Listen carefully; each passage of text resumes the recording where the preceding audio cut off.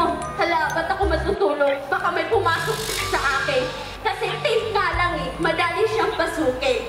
Hindi sapat ang binibigay nilang tubig sa amin. Lalo na sa ating mga guro, na 5 times tayo ng ablution. So paano natin gagamitin yung isang balde sa isang araw na marami kayo sa isang bahay? Yung buhay ng tao, yung dignidad namin nawala, yung identity namin sa Maranao, hindi na kami nire-respeto eh. Ay imbis mismo yung sinasabi, hindi Maranao. So ngayon 7 years na, nandito pa rin kami sa temporary shelter.